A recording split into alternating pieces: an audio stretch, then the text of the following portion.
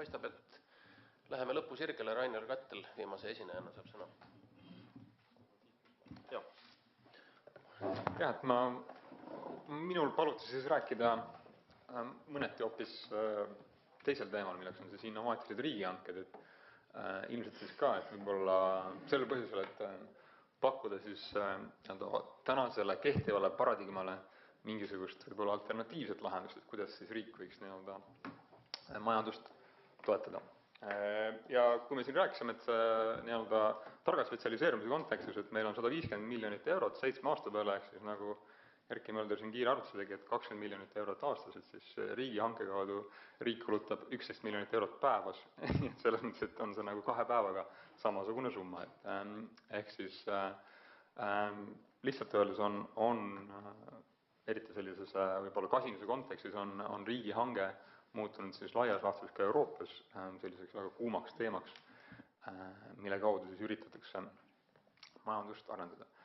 Nüüd küsimus, kui me siin ennem rääkisime palkadest ja Eestis eriti siis selles regionaalses mõttes väga ebaühtlast palkadest, et meil on väga palju inimesi, kellel on suhteliselt madalad palgad, vabandust, et siis eks meil ongi põhimõtteliselt 2 lahendust sellele, et üks on see, et kusagil teenivad need jõukamad inimesed rohkem ja sealt tilgub alla, eks on ju, nii nagu Raivo Vare rääkis, et juuksur saab ainult siis rohkem raha, kui see esimene ots saab veel rohkem raha, eks on ju. Ja meil on teine võimalus, et me seda kuidagi administratiivselt reguleerime. Põhimõtteliselt meie oleme ju siin tänaseks üles kasvanud keskkonnas, kus me administratiivselt selliseid asju väga palju ei reguleeri, et me ei taha tõsta miinimumpalka väga palju näiteks või mis iganes, ametiühingud ja nii edasi, väga ei soosi. Põhimõtteliselt meil ongi selline üks suur võimalus selle palgatõusuks ongi, et see lihtsalt nendest tegelikult siis eksportööride tõusvatest mahtudest sealt allapoole tilgub. Et põhimõtteliselt see ongi meie ainus tänases sellises paradigmaatilises või ideoloogilises kontekstis võimalused.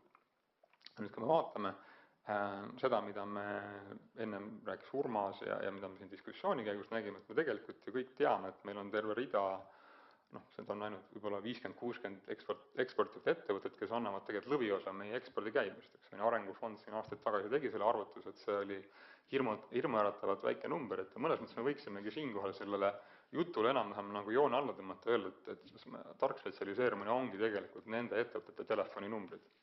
Muud ei olekski tegelikult ju vaja. Et mõnes mõttes see ongi nende inimeste, nii nagu Urmas ütles, et nende inimeste, nende ettevõtetele mingisuguse arengu kiirenduse andmine. Mõnes mõttes meil olekski vaja teha mingisuguseid erilisi juhtimisskeeme, programme, tegelikult on vaja nende probleemidest aru saada ja nendele siis mingisugust infrastruktuurset või mis iganes muul moel lahendust pakkuda. Et see oleks mõnes mõttes kõige kiirem ja ilmselt efektiivsem lahendus. Nüüd probleem on selles, et me tegelikult täna põrkume selle vastu, et sellise lahenduse vastu räägib meie enda poliitiline kultuur.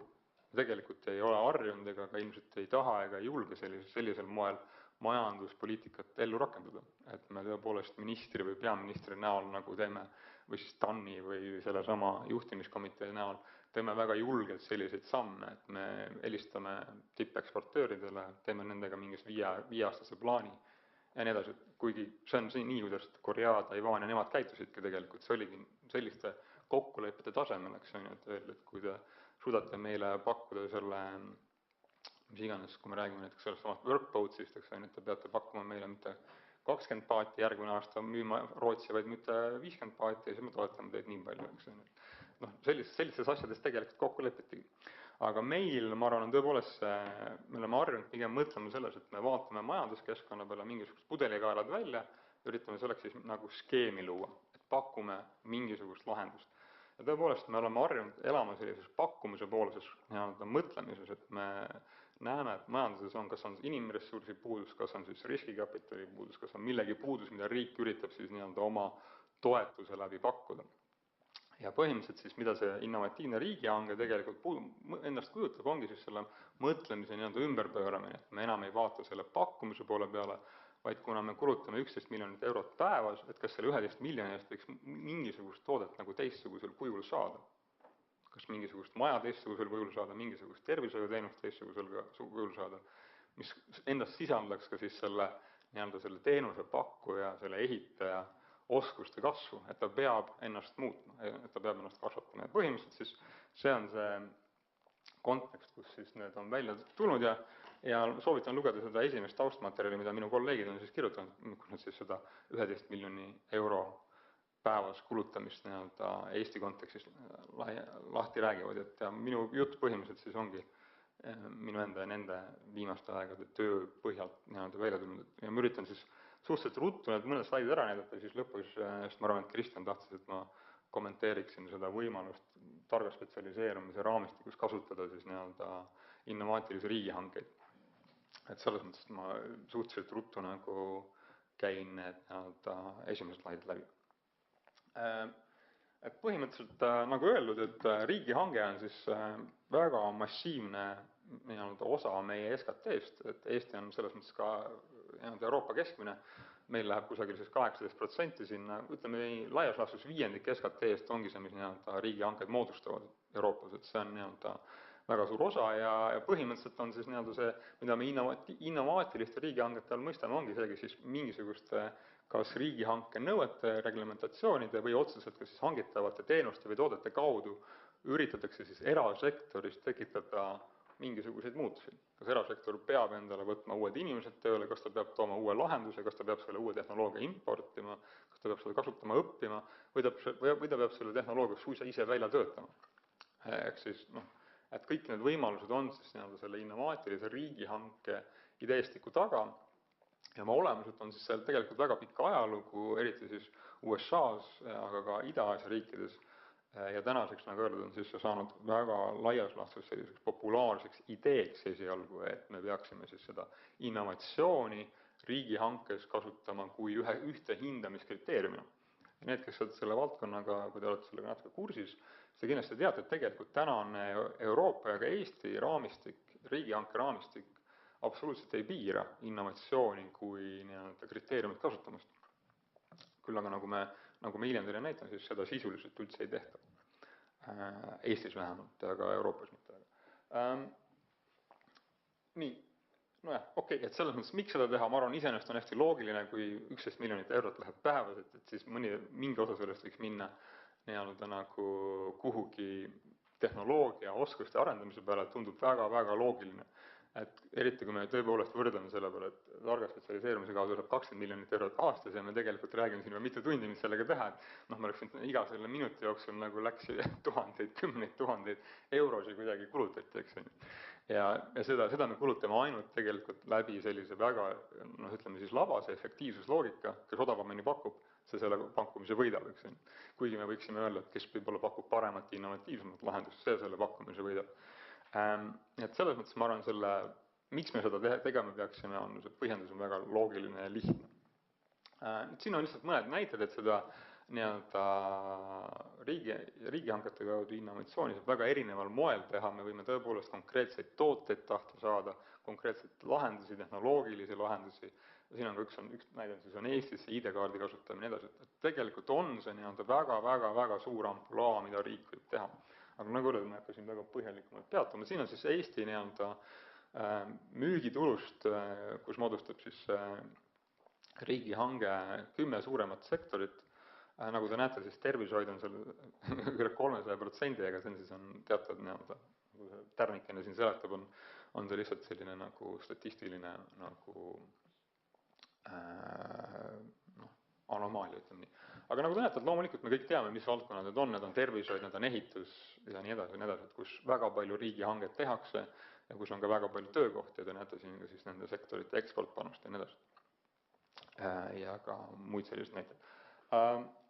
Üldiselt, nagu siis öeldud, selle nii-öelda uuringute, mida meie oleme läbi viinud, me näeme, et tegelikult suur osa siis, kuigi see raamistik, mis täna Eestis kehtib riigihangetele, võimaldaks tegelikult seda innovatsiooni või tehnoloogia arendamist selle kriteeriumina kasutada, siis tegelikult seda peaaegu üldse ei tehta, et sisuliselt on meil väga lihtne nii-öelda riigihanke skeem, kus me põhimõtteliselt siis hanke võidab ikkagi see, kes pakub odavamalt. Et me midagi muud tegelikult väga seal ei vaatagi.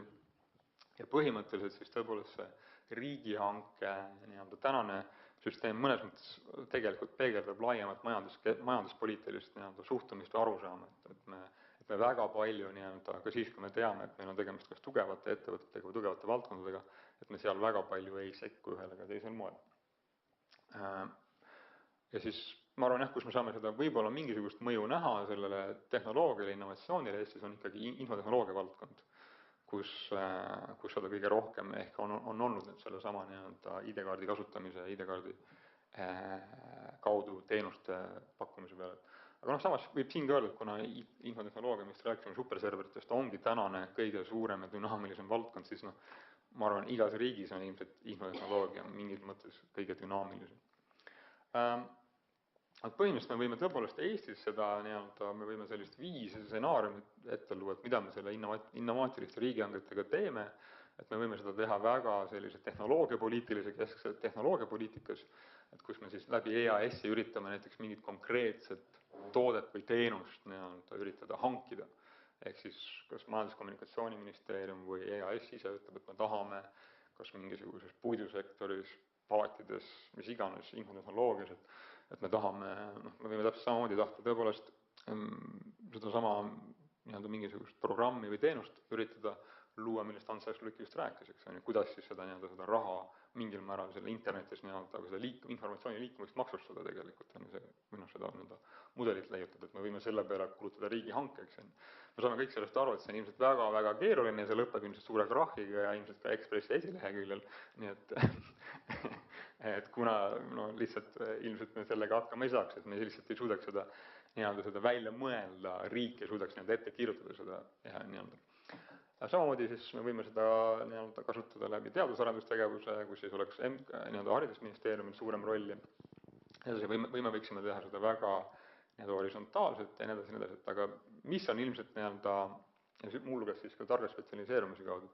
Aga ma arvan, et enne kui ma lähen selle targa spetsialiseerumise juurde, mis ma arvan, selle riigihanke temaatika juures on tõepoolest hästi oluline nii-öelda nagu aru saada, on see, et selle rakendamine, innovaatiliste riigihangete rakendamine eeldab meie puhul ikkagi väga tugevalt nii-öelda selle poliitilise kultuuri ümbermõtestamist, et milleks me teeme majanduspoliitikat ja kuidas me seda teeme, see eeldab, et me ikkagi neid nii-öelda seniseid nagu ainult pudelikaete otsimisi ja võib-olla väga selliseid lihtsaid turutõrkeid üritada kõrvaldavaid poliitikaid mõtleme ümber oluliselt aktiivsematele poliitikatele, millega loomulikult kaasneb ka suurem meediatähelepanu, suurem nii-öelda igasugune muu tähelepanu, mis ilmselt seda poliitikat jällegi saab nii-öelda, ütleme siis nii, kärpida.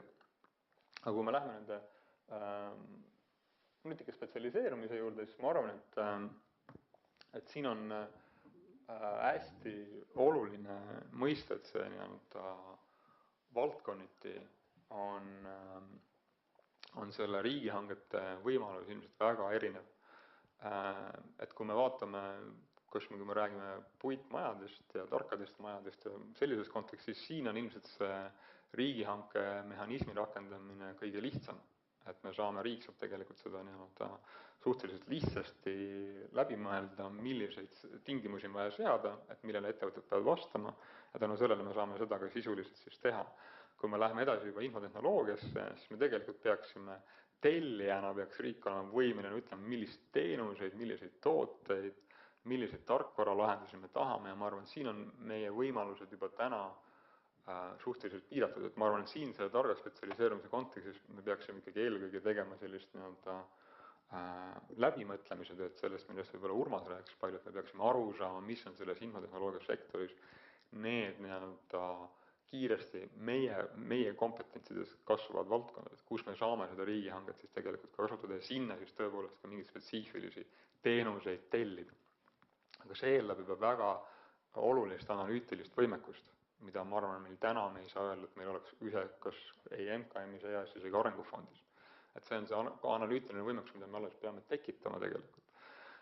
Ja kui me lähme tervishoiu peale, personaalse meditsiini peale, siis ma arvan, et siin need probleemid on veel suuremad.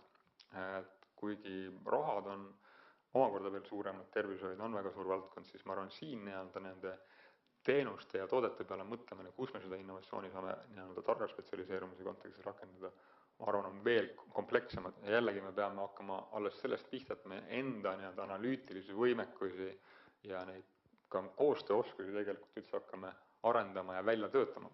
Ja ma arvan, et nii nagu me oleme ka siin ühel varasemal koosolekul rääkinud, tegelikult et ilmselt on mõistlik nii infotehnoloogia kui ka meditsiinivaldkonnas tegelikult mõelda siis mingisuguste pilootprojektide ja lahenduste peale, kus tegelikult katsetada selliseid innovaatilisi riigihankeid, mis võiksid olla siis suhteliselt nii-öelda läbipaistvad, kõigile aru saada, millega tehakse, et pärast meedias väga paksu pahandust ei tule või Riigikogu infotunnis, et saab hästi seletada, millega tegemist oli, miks see vajalik oli ja nii edasi.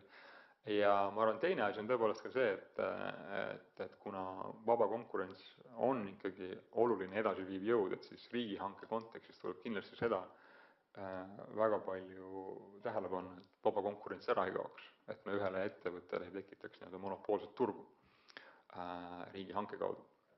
Et ma arvan, et selles mõttes, et ma arvan, et riigihange on targa spetsialiseerumise kontekstis kindlasti väga nii-öelda suure potentsiaaliga tegevus, milleks meil täna puudub olulised võimekused, aga ma arvan, et mille osas me peame edasi liikuma ainuüksi nende rahasummade tõttu, millest ma just rääkisin, 11 miljonit päevas, 20 miljonit aastas. Et ma arvan, et on äärmiselt mõttekas nii-öelda tänaseid selle targa spetsialiseerumise kontekstis välja töötatavaid peamiselt siis pakkumise poolseid meetmeid tegelikult kombineerida siis nõudmise poolse ja riigihangete poolsete meetmetega, aga ma tahan veel kord seda rõhutada, et see nõuab ka seda, et me oleme poliitikute ja ametnike poolt valmis ka eksperimenteerima, eksima ja oma vigu tunnistama ja siis uuesti alustama, et vastasel juhul me lõpetame selle väga ruttu ära, ilma et ma oleks võib-olla eriti isegi alustanud. Aga aitäh! Aitäh, kas on küsimusi või kommentaar? Ma võib-olla selgitaks ka ühe näitega seda, et millest Rainer veidi rääkis, et mul esialgu see innovaatiline riigihange tundus natuke ehmatav termin, et kuidagi midagi seal oli nagu segast ja imelikku. Aga tegelikult seal loogika on näiteks selles, et ta peab sobituma ülejäänud nende pusletükkidega, et näiteks kui me rõhutame seda tarka maja või soovi Eesti ettevõtluses näiteks puitmajade eksporti kõrgema lisandväärtusega rohkem teha, siis üks hoob selleks, et seda rõhutada, on ka see innovaatiline riigihange. Näiteks, et täna on nagu väga suur süstemaatiline probleem see, et me ehitame hästi palju Euroopa struktuurfondide rahade eest, aga on hästi primitiivsed lahendused sageli ka ehitustehniliselt, et minimaalne kulu. Ja see pikas perspektiivis on probleem, et sul see jooksev kulu on juba kõrge. Et kui me näiteks soodustame selliste riigihangetega näiteks innovaatiliste lahenduste kasutamist ehituses, see on üks innovaatilise riigihanke osa, siis tegelikult selle läbi me toetame ka seda nutika spetsialiseerumise valdkonda. Ehk et just selliselt asju kokku teravalt struktureerides on oluline lisaväärtuse kasv võimalik saada.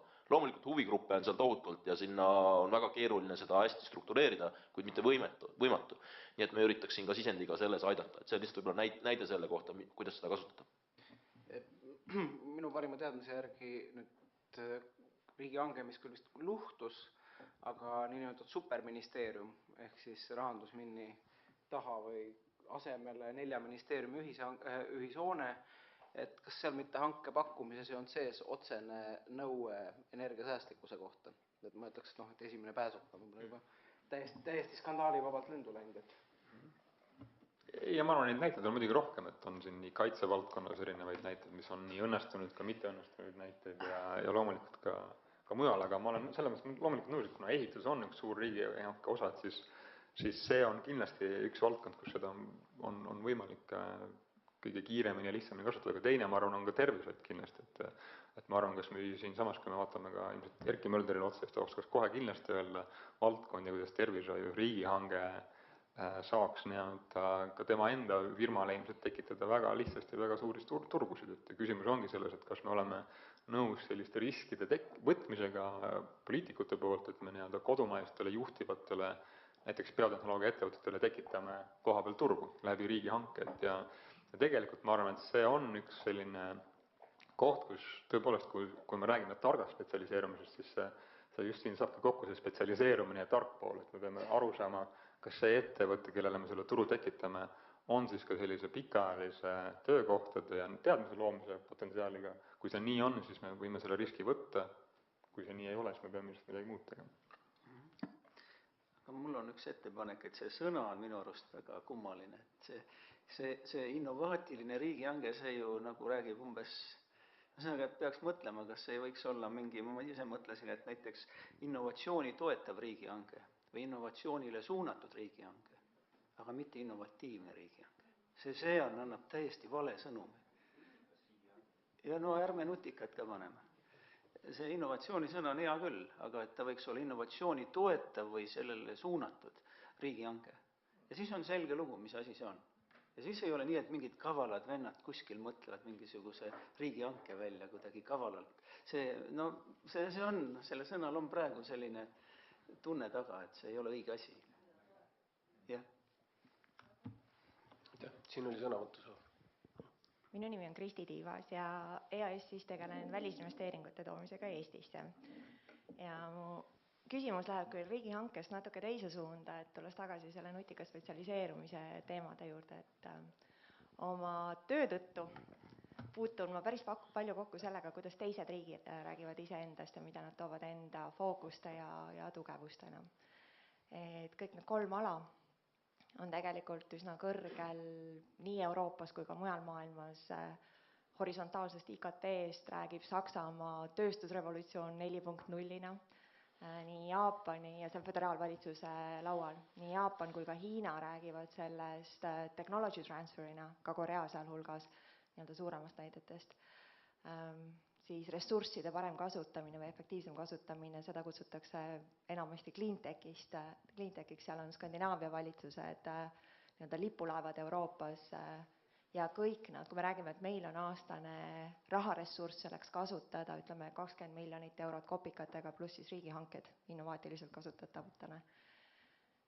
Siis ainuüksi, ütleme, kui me räägime Saksamaa sellest tööstusrevolutsioon 4.0 rahastamisest, seal tuleb sellele 20 miljonile eurole ainuüksi selleks üheks alaks päris mitu nulli lõppu panna. Et see on see, mida nad aastas kulutavad üldiselt enda kompetentsi tõstmisele ja oma ettevõtjate kompetentsi tõstmisele sellel valdkonnas, et see, et midagi me suudaksime saavutada, me vist peaksime nagu suhteliselt ikkagi väga-väga innovatiivsed olema, kuidas me seda raha kasutame, et kas teil on mingeid mõtteid, ettepanekuid, küsimused, kuidas nagu sellest rahast maksimumi välja võtta meie jaoks? Kui ma ütlen niimoodi, et kui ma majandust üldse analüüsin, siis väga suures osas maailma majandust. Ehk et ma arvan, et kogu seda analüüsi tehest ma Eestit vaatasin tegelikult välisvaatlejana. Ehk et kuidas Eesti sobitub maailma ja minust üks probleem Eestis on tegelikult, et me hindame ennast üle. Et see kui väiksed me oleme, me sageli ei saa aru. Ja eks see 20 miljonit eurot tegelikult ongi maailma mõistes ikkagi ülimalt väike summa, aga küll aga on võimalik seda nagu targalt kasutades mingites nišides löögile pääseda. Ja just neid nišše me nagu üritamegi leida, et IKT tõsi on nii lai, aga see sama testplatvormi mõte, et kui me selle suudame edukalt ette viia paljudes kohtades, siis see võib olla minu arust üks suur võti ja millega maailmas just ka meediasse rohkem järjest löögile saada, sest näiteks samas startup WiseGuys inkubaator, käisin neid ettevõtjaid nõustamas, seal need alustavaid, üks tiim oli Puerto Ricost, üks oli Indiast, Eestist oli ainult 2, et midagi neid siia toob. Et meil tegelikult, ja see on alles, ma arvan, algus, et seal on väga palju võimalik seda paremini ehitada kogu seda struktuuri. Nii et selles mõttes mina ise usun küll, et selle rahaga saab tegelikult päris palju teha ja eelkõige just platvormi loomiseks, mitte see, et sa selle rahaga ehitad kohe midagi üles tervikuna. Oma töös ma olen tegelikult päris palju rääkinud ka erinevatele välisettevõtetele sellest ideest, et Eestist testplatvormina kasutada. Ja tänaseks on üks idee tegelikult, ütleme niimoodi, et ettevõtjad ilma toetusteta sellest väga tuld otseselt esimesel hetkel ei võta. Et ütleme, üks hea näide, mis Eestis on siis Mitsubishiga koostöö elektriautode ja laadimisjaamade osas. Aga selleks, et motiveerida neid kasutama Eestit testplatvormina, oli see ikkagi päris kallis lõbu. Ja seal oli hoopis teisi meetmeid vaja, et ma mõtlen ka selle testplatvormi idee osas. No ütleme nii, et see rahaga me neid siia ainult ei meelita, et meil pigem on see, ma arvan, keskkond, kus nad saavad asju nagu luua, et mis on nii juriidiliselt kogu selle, ka transport mängib rolli, kuidas inimesed siia saavad, kõikide asjadega mugav kasutada. Ja näiteks ka sama see e-valimiste näide, et seda ei saa suurtes riikides kohe testida ja meditsiinilahendustega on paljud ettevõtjad väljaspoolt siiski vaatamas täna Eestit, just selle läbi, et see on nagu paindlik ja IT on tugev, et see nagu aitab paljudes kohtades kaasa. Ja Eesti pluss on see, et me nii väiksed, et kui sa saad juba mingi keskmise suuruse ettevõttega siia midagi toimetama, siis see toob päris suure majandusliku mõju. Nii et me loomulikult ei saa liidriks selles maailmas, kuid meil on võimalik siia väljast minu arvates tuua, aga ma arvan, et see on väga hea diskussioon, et võib-olla ma vaatan asju liiga sinisilmselt, et kindlasti see asi väärib edasist arutelu. Mul oli üks kommentaar selle riigihangete kohta minna tagasi minnes, et kindlasti seal on selline perspektiiv innovatsiooni toetada, et aga siin pakuti neid erinevaid võimalusi välja, et kuidas see võiks või mis tasanditel see võiks täpsemalt toimida, et mulle tundub, et niisuguse vedurina saab toimida ikkagi see ainult sellel institutsionaalsel tasandil, kes vastutab vähemalt siis kogu riigi eest. Et kui me võtaksime nüüd mingisuguse, kui me üritaks seda väga horisontaalseks ajada ja loodaks, et näiteks kõik linnad ja vallad üritaksid selle komponendi kuidagi oma riigihangetesse sisse panna, siis tekib see, et kui see kriteerium ei ole kas siis otseselt odavam hind või pikas perspektiivis kokku hoitud kulu, et siis järelikult makstakse see avaliku sektori poolt mingisugune komponent juurde selleks, et kuskil keegi muutuks innovaatilisemaks ja areneks natuke, ütleme laiemas kontekstis kui see konkreetne piirkond. Et eeldada seda, et need mõned vallad või linnad oleksid nõus seda komponenti sinna juurde maksma, arvestades seda, et see tegelikult see hüve ei tule nende enda üksusesse, et see tõenäoliselt on pisut võib-olla palju praeguses kontekstis tahta. Et riigi tasemel võib-olla on see natuke lihtsam, kuigi siin peab ka arvestama sellega paratamatult, et need suuremad hanked on kõik rahvusvahelised ja see tähendab seda, et võib-olla osa sellest innovatsiooni arengust tegelikult ei jää üldse siia riiki, vaid sellest saavad tolku keegi teine, et sellega peab paratamatult arvestama.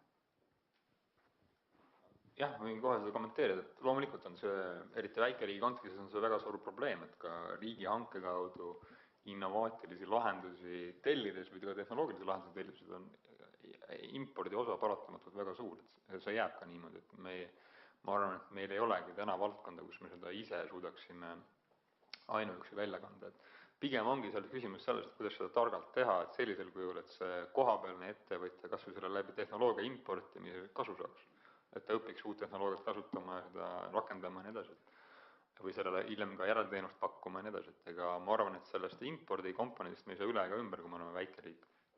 Aga siin ongi see küsimus, et kuidas seda just niimoodi targalt teha, et selle horisontaalsuse osas ma ei ole nii väga kindel, et tegelikult ka kui me räägime näiteks kohalikust omavalitsustest ja muudest kontekstis, et loomulikult, et neid ettevõtted ei pruugi seal väga palju koha peal olla, aga tegemist on jällegi ju ka kas selle toote või teenuse kvaliteedi kasvamisega eeldatavasti, et kui me seda horisontaalselt rakendame, siis see muudab ju kogu ka selle tarnimise ja hankimise kultuuri. Ja ma arvan, et see ongi see, kuhu me tegelikult tahame lõpuks jõuda. Et me ainult ei vaata selle korruptsiooni ja efektiivsuse vaatenurga peale, vaid me vaatame ka sellele, et kas me saame siis ka selle lahenduse, kas see lahendus on piisavalt roheline, piisavalt paindlik, mis iganes me tahame sinna, mis iganes see komponent seal on, eks see on ka selle kohaliku omavalitsuse kontekstis. Loomulikult, kui me räägime pastakate ja mille iganes hankimisest, aga see ei ole see kontekst, eks. Kontekst on ikkagi suuremad ja laiemad tegevused. Nende innovatiivsete riigihangete juurutamiseks on üks väga suur eeldus. See on tellija kompetentsus. Ja mida keerulisem see hange on, seda subjektiivsemaks tegelikult see kompetentsuse teema läheb. Et kas te seda üldse uurisite või vaatasite ka või on ta praegu lihtsalt jäänud hetkeks kõrvale? Ei, ma arvan, et see ongi kõige suurem piirang Eestis, et see, mida ka ettevõtted ise ütlevad. Nagu öeldud, tegelikult ka tänane Eesti raamistik võimaldab sellised riigihanked läbi viia, et kuna see on Euroopa raamistikule vastav suuresti, et siis tegelikult ei ole mitte mingisugust põhjust, miks seda mitte teha. Aga see ongi peamine tulenebki sellest, üks asi on kompetents, mis on otseselt siis ütleme tehniline, tehnoloogiline kompetents, selline teadmine, mida me täna ma arvan, me ei saa eeldada, et riigi ametites väga on, sest me ei ole seda teadlikult tekitanud siin, et see ei ole ka kellelegi süüdistus. Aga teine, ma arvan, on ka laiema selle majanduspoliitilise kultuuri küsimus, et kui me ei ole harjunud sellega, et me loome siis kas või sellele samale mõnele vedurile valdkonnas väga suure eelise, et siis me ei ole ka valmis ilmselt selliseid seda kompetentsi kasvatama väga kiiresti. Ma arvan, et käivad mõlemad koos, et kui me seda poliitiliselt toetame, mida me teame, et täna uuel perioodil Majandus- ja Kommunikatsiooniministeerium hakkab selles mõttes toetama läbi ka oma mingi finantside, et siis siin sellest loob eelduse selleks, et kompetentsid hakkavad üldse tekkima sinna. Ja ma arvan, et seetõttu ongi see väga pikaajaline protsess. Aga ikkagi, et kui me võrdleme seda raha hulka, mis sealt läbi käib sellega, mis meil on targa spetsialiseerumise jaoks, et siis see lihtsalt nagu ju kahvatab sealt kohe kõrval.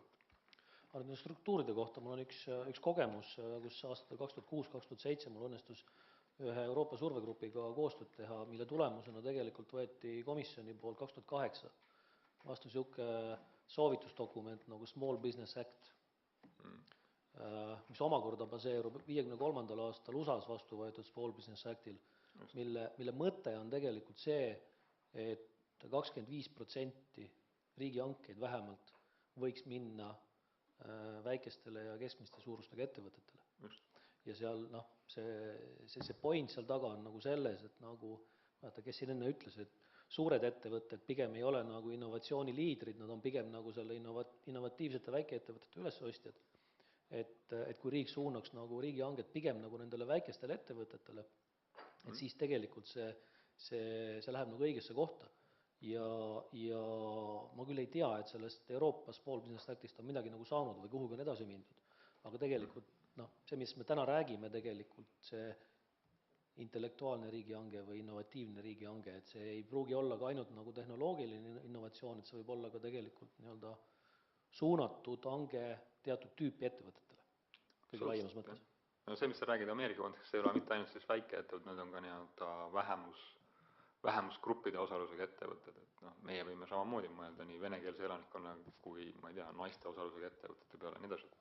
Loomulikult, et see tingimuste seadmine tegelikult on ju riigi enda küsimus, et mida me ise tahame saavutada, et mõnes mõttes see ongi see, nagu ma ütlesin alguses, see kultuurimuutus, et kas me tahame läbi selle nõudluse struktuuri muutust esile tekitada või seda võimendada mõnes mõttes nendes valdkondades.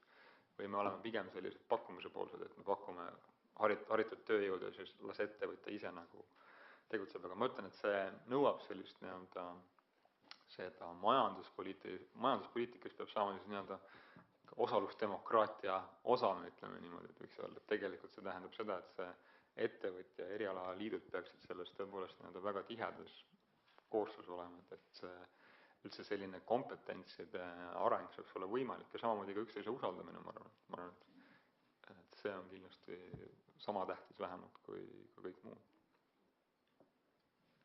Meil hakkab nüüd vist järgmine üritus siin peale tulema, mitte mis küll meil, aga Riigikogul, et ma tänan teid kõiki, et esiteks kuulama tulite ja küll ajagraafik oli veidi pikk ühe järjest kuulamise jaoks, kuid selliselt struktureerides saime ajaga hakkama ja tänan väga Urmast, Rainerit ja Robertit, et nad siin mõtteid arendasid ja teid edasiste edusammude puhul kaasame täiendavalt. Aitäh!